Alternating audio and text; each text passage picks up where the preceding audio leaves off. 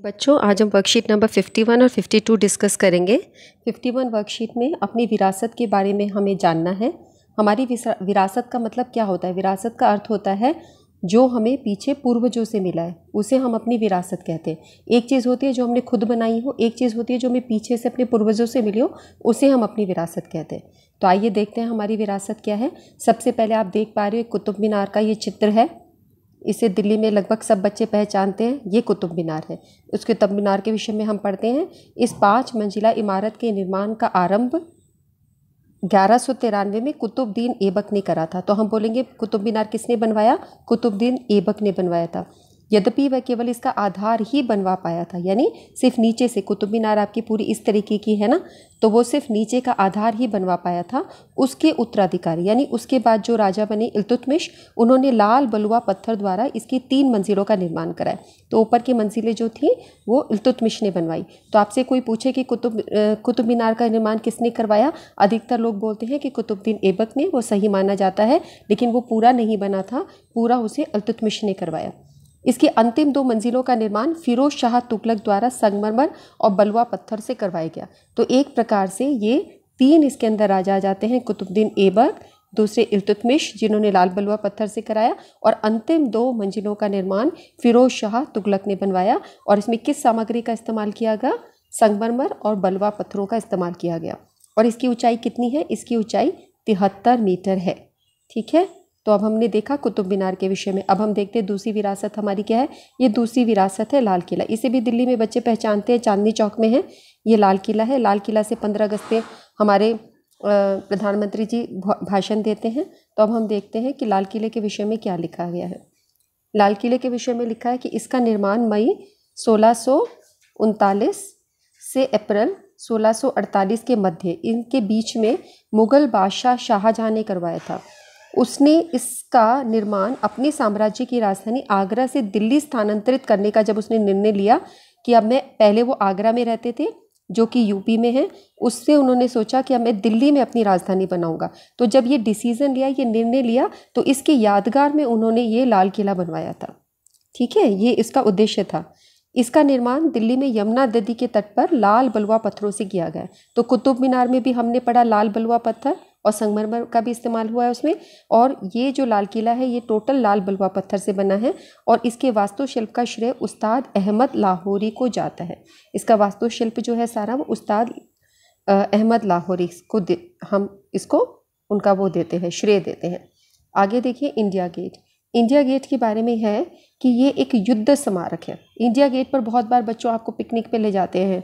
ठीक है, यहाँ पे बहुत सारे आसपास पार्क हैं जहाँ पे बच्चे खेल रहे होते हैं, चिल्ड्रंस पार्क होते हैं। यहाँ पर बहुत छोटी छोटी दुकानें लगी होती हैं और इसके आसपास स्कूल के बच्चे बैठ जाते हैं और इसका आनंद लेते हैं। ये एक्चुअली में एक युद्ध स्मारक है। युद्ध स्मारक यानी युद्ध के लिए बनाया गया स्मारक, युद्ध की याद में बनाया गया एक स्मारक है। कैसा युद्ध था ये युद्ध था 1914 से लेकर 1921 के बीच एक विशेष रूप से प्रथम विश्व युद्ध में शहीद हुए ब्रिटिश भारतीय सेना के जवानों के सम्मान में बनाया गया था।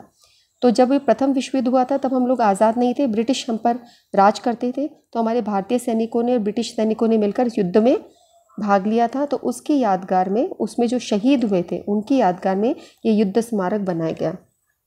12 फरवरी 1931 को उसका उद्घाटन लॉर्ड इरविन ने किया था। तो 1931 में भी हमारा देश आज़ाद नहीं था, लॉर्ड इरविन ने इनका उद्घाटन किया था। 1971 से अमर जवान ज्योति भारत के लिए प्राण न्यौछावर करने वाले अज्ञात सैनिकों की याद में सजा प्रज्वलित रहती है। और 1971 से इसमें हमारा देश आज़ाद हो गया था। तो हम यहाँ पर हमने उनके लिए भी एक अमर जवान ज्योति बनवा दी, जिन सैनिकों को हम नहीं जानते, अज्ञात सैनिक यानी जिनके नाम नहीं लिखे गए, उनके लिए हमने अमर जवान ज्योति एक बना दी और ये हमेशा प्रज्वलित रहती है। अब प्रश्न है यहाँ पर, लाल किले के महत्व का वर्णन कीजिए, अमर जवान ज्योति के महत्व का वर्णन कीजिए, और कुतुब मीनार के निर्माण में प्रयोग होने वाली सामग्री का वर्णन कीजिए। तो पहला है लाल किले के महत्व का वर्णन। लाल किले का निर्माण मुगल बादशाह शाहजहां ने किया जब उसने अपनी राजधानी आगरा से दिल्ली स्थानांतरित करने का निर्णय लिया, यही उसका महत्व है। दूसरा है अमर जवान ज्योति, प्रथम विश्व युद्ध में शहीद हुए ब्रिटिश भारतीयों की याद में बनवाया गया एक स्मारक है। आप इसको युद्ध स्मारक भी लिख सकते हो। तीसरा है कि कुतुब मीनार के निर्माण में कौन सी सामग्री इस्तेमाल हुई? लाल बलुआ पत्थर व संगमरमर का इस्तेमाल किया गया है। इससे अगला प्रश्न है कि महामारी के अंत के उपरांत आप विद्यालय की तरफ से जाने वाली पिकनिक में किस ऐतिहासिक स्थल पर जाना चाहेंगे। तो आप, जैसे मैंने यहाँ पे लिख दिया, आप लाल किला जाना चाहेंगे। कोई और ऐतिहासिक स्थल है जैसे हुमायूं का मकबरा वगैरह दिल्ली के बच्चों के लिए, आप वहाँ जा सकते हैं। और कोई भी ऐतिहासिक स्थल जो आपको लगे आप उसका नाम लिख सकते हैं। ठीक है, ये वर्कशीट आपकी कंप्लीट होती है। नेक्स्ट वर्कशीट पे आते हैं, वर्कशीट नंबर 52, प्रकृति में रंग। रासायनिक रंगों के निर्माण और उपयोग से जीवन को खतरा पैदा होता है और वे नदी, तालाबों आदि को भी प्रदूषित करती हैं। गुफाओं में बने प्राकृतिक चित्रों से स्पष्ट होता है कि आधुनिक युग तक पौधों के भागों और पृथ्वी के खनिजों से निकाले गए प्राकृतिक रंजकों का उपयोग मानव द्वारा कलाकृतियाँ, कपड़े रंगने, दीवारों पर चित्रकारी आदि के लिए किया जाता था। देखो बच्चों, आजकल हम रासायनिक रंगों का इस्तेमाल करते हैं। एक बच्चा भी जो रंग इस्तेमाल कर रहा होता है उसमें रसायन मिला होता है। लेकिन हमने देखा है कि जब हमारे यहाँ खुदाइयाँ होती है, प्राचीन गुफाओं को देखें तो वहाँ पे जो रंग इस्तेमाल होते थे वो सब आपके प्राकृतिक रंजकों से बने होते थे। तो उससे चित्रकारी भी होती थी, मूर्तियाँ भी रंगी जाती थी, कपड़े भी रंगे जाते, सारे वो काम होते हैं जो हम आज के समय में करते थे। प्रकृति से प्राप्त हर रंग अनोखा है। विशेष रूप से पौधों और मिट्टी से प्राप्त प्राकृतिक रंग पर्यावरण की दृष्टि से सुरक्षित है। ये सबसे खास बात है।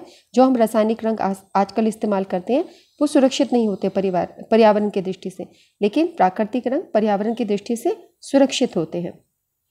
रसोई घर के साधारण सामान से घर पर प्राकृतिक रंग बन सकता है। जैसे हल्दी से पीला रंग बन सकता है, चुकंदर से, चुकंदर एक सब्जी है, उसे गुलाबी रंग या लाल रंग बन जाता है। भूरे रंग के लिए बगीचे की मिट्टी और कॉफ़ी भी हम इस्तेमाल कर सकते हैं। प्राथमिक रंग होते हैं लाल, नीला और पीला। आपसे कोई पूछे प्राथमिक रंग क्या होते हैं तो लाल, नीला और पीला, रेड, ब्लू एंड येलो, लाल, नीला व पीला को मिलाकर अन्य विभिन्न रंगों को बनाया जाता है। तो अगर हमें 3 रंग मिल जाए, लाल, नीला और पीला, तो इन्हीं को हम मिला के अलग अलग अनुपातों में मिला के अलग अलग प्रकार के रंग बना सकते हैं। ठीक है, जैसे लाल रंग आपका बना चुकंदर से और गुलाब की पंखड़ियों से, स्ट्रॉबेरी से, स्ट्रॉबेरी आपका एक फ्रूट होता है। ठीक है, नीला रंग बना लाल पत्ता गोभी से, जैसे ये देख रहे हो लाल पत्ता गोभी से मैजेंटा युक्त होती है, नील से भी नीला रंग बन जाता है। पीला रंग बन जाता है हल्दी से, केसर से, गेंदे का फूल होता है आपका, चाय की पत्तियों आदि से। इनसे ये 3 अलग प्रकार के रंग लिखे, लाल, नीला और पीला, जो हमने बोला है हमारे प्राइमरी कलर्स हैं, प्राथमिक रंग है।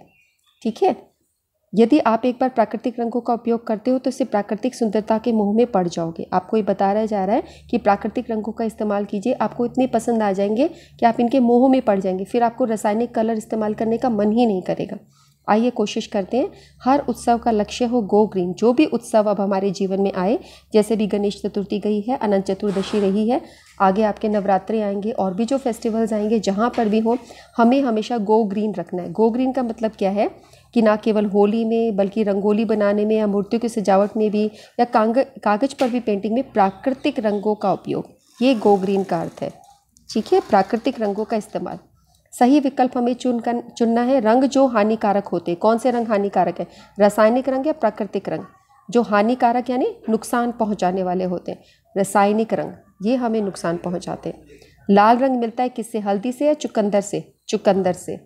गो ग्रीन का मतलब क्या है, पर्यावरण के अनुकूल सामग्री का उपयोग या हमेशा हरा पहने, नहीं, हमेशा पर्यावरण के अनुकूल सामग्री का उपयोग, ये आपका गो ग्रीन का अर्थ है। प्राकृतिक रंगों का उपयोग करते हुए, जैसा कि चित्र में दिखाया गया है, एक कागज़ पर सुंदर चित्रकारी करिए और या फिर चिकनी मिट्टी से एक मूर्ति बनाइए और इसे आपको रंग करना है प्राकृतिक रंगों से, जिसके आपको अलग अलग विभिन्न प्रकार के उदाहरण दे दिए हैं कि लाल रंग, नीला रंग, ब्लू कलर और येलो कलर, ये आपको कहाँ से मिलता है और इनको अलग अलग रेशो में मिला के आप अलग अलग प्रकार के कलर बना सकते हैं। आइए जल्दी से इसको एक बार फिर इंग्लिश मीडियम में समझ लेते हैं। Manufacturing and usage of chemical colours lead to life threatening diseases. Life threatening disease यानी जिससे हमारे ज़िंदगी को खतरा पड़ जाता है। They heavily pollute river, ponds etcetera. अभी आपने हिंदी मीडियम वर्कशीट में देखा, इसके सारे अर्थ समझ में आ रहे हैं आपको। Until the modern era, natural pigments extracted from plant parts and earth minerals were used by humans for art work, fabric dyeing, fabric यानी कपड़ा रंगना, आइडॉल पेंटिंग यानी मूर्ति रंगना, वॉल पेंटिंग यानी दीवार पर चित्रकारी। These are clearly evident through early cave paintings. Early cave paintings में या शुरू के समय के जो केव होते थे, गुफाएं होते थे, उनकी पेंटिंग्स में हमें क्लियरली दिखाई देता है। Every colour from nature is unique. Her colour जो नेचर से मिल रहा है वो अद्वितीय है, यानी उसके जैसा कोई नहीं। प्लांट से और क्ले से जो हमें कलर्स मिलते हैं ये सब एनवायरमेंटली सेफ होते हैं, पर्यावरण की दृष्टि से सुरक्षित, और उनको हम घर पे बना सकते हैं सिंपल किचन इंग्रेडिएंट से, जैसे टर्मरिक से येलो रंग बन सकता है, बीट रूट से पिंक या लाल बन सकता है, गार्डन सॉइल से ब्राउन कलर बन सकता है, या कॉफ़ी बीन से। वैरायटी ऑफ अदर कलर्स भी हम इनको 3 प्राइमरी कलर्स को रेड, ब्लू और येलो को मिला के बना सकते हैं। जैसे देखिए रेड कलर बीट रूट और रोज पेटल से, स्ट्रॉबेरी से बन रहा है, ब्लू कलर रेड कैबेज से बन रहा है, ब्लू और इंडिगो से बन रहा है, येलो कलर आपका टर्मरिक से, सैफरन से, मैरीगोल्ड से बन रहा है। So once you started using these natural colours you will fall in love with this and will never go back. कभी वापस जाने का मन नहीं करेगा, हमेशा लगेगा नेचुरल कलर्स बना लो। तो गो ग्रीन आपको करना है हर सेलिब्रेशंस में, रंगोली डिज़ाइनिंग में, आइडल डेकोरेशंस में, पेंटिंग में। We should be go green, यानी use natural colors. Choose the correct option. The color which are not harmful. The colors which are not harmful. कौन harmful नहीं है, तो ये तुम्हारे हुए natural colors. Okay. Red color is obtained from beetroot. Go green means use of eco-friendly materials. Go green का मतलब है इको फ्रेंडली मटेरियल्स यूज़ करो। नेचुरल कलर्स का मतलब है कि यूजिंग नेचुरल कलर्स आपको बोला गया एक एक्टिविटी है, ब्यूटीफुल ड्राइंग बनाओ शीट पर जैसे ये बनी हुई है, या कोई आइडॉल बनाओ और उसको नेचुरल कलर से कलर करो। एक बार हम क्विकली ये देखते हैं कि हिंदी मीडियम में क्वेश्चन क्या था। The colours which are not harmful, जो हार्मफुल नहीं है वो कौन से, नेचुरल कलर्स हैं। रंग जो हानिकारक होते, यहाँ पर बोला गया रंग जो हानिकारक होते हैं, ठीक है, दोनों में फ़र्क है। रंग जो हानिकारक होते, जो नुकसान पहुंचा रहे, तो वो तुम्हारे रासायनिक रंग हो गए। और इंग्लिश मीडियम में तुम्हारा है the colours which are not harmful, colours जो हार्मफुल नहीं है, आर नॉट हार्मफुल, तो इसका आंसर आएगा नेचुरल कलर्स। ये दोनों में थोड़ा सा डिफरेंस है। इस काम को करो बच्चों, एक सुंदर सी एक्टिविटी ये पूरी करो एंड इन्जॉय करो। और आज के बाद आपको प्रण क्या करना है कि हम नेचुरल कलर्स का ही इस्तेमाल करेंगे, यही पर्पज़ है इस वर्कशीट को डिस्कस करने का, ठीक है। और नेचुरल हमारी जो विरासत है, दिल्ली की अनेकों विरासत, इनके बारे में भी थोड़ा थोड़ा हम पता करेंगे, ठीक है। धन्यवाद बच्चों, आज की वर्कशीट इतनी ही है। ओके, बाय बाय, फिर मिलेंगे।